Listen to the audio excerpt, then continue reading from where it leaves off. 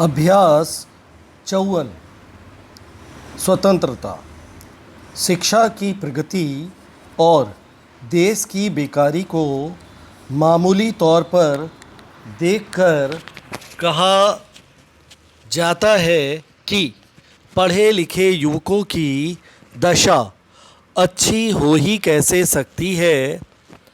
एक तो शिक्षित युवकों की भरमार और दूसरे व्यापार, उद्योग धंधों और नौकरी की गिरती हालत बेकारी की भारी जटिल समस्या बनाए है।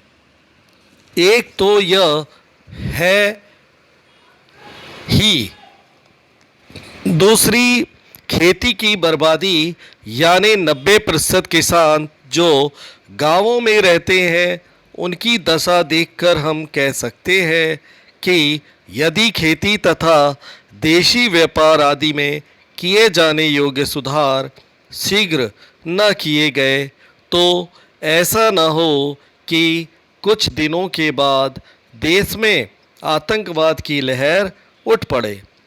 इसमें संदेह नहीं है कि कांग्रेस मंत्रिमंडलों ने जो कुछ किया है वह जहां तक हो सका है किसानों की भलाई के लिए किया है और इसमें संदेह करने की कोई आवश्यकता नहीं है कि जितने समय के लिए ये नियुक्त किए गए हैं यदि उतने समय तक रह गए तो देश के बड़े बड़े सवाल हल करने का भरसक प्रयत्न होगा। आजकल सिर्फ शिक्षा के होने या न होने से खास मतलब नहीं, किंतु सबसे बड़ी बात यह है कि पढ़े लिखे लोग और बेकार न बैठने पाएं। क्या हम नहीं कह सकते कि बेकारी का संबंध देशी व्यापारादि से है जिसकी जिम्मेदारी सरकार पर बहुत अधिक है। क्या हम नहीं कह सकते कि विदेशी सरकार से इस विषय में कुछ नहीं हो सकता।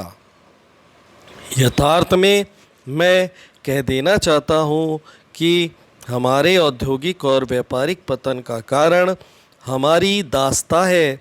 अतः हम सबसे बड़ी बात यह है कि देश स्वतंत्र हो।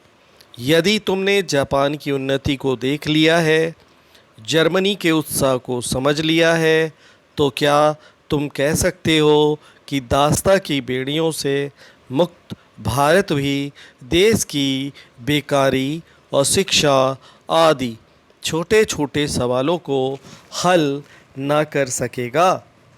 अतः जैसा पहले कहा जा चुका है, हमारी सबसे बड़ी और जटिल समस्या स्वतंत्रता है।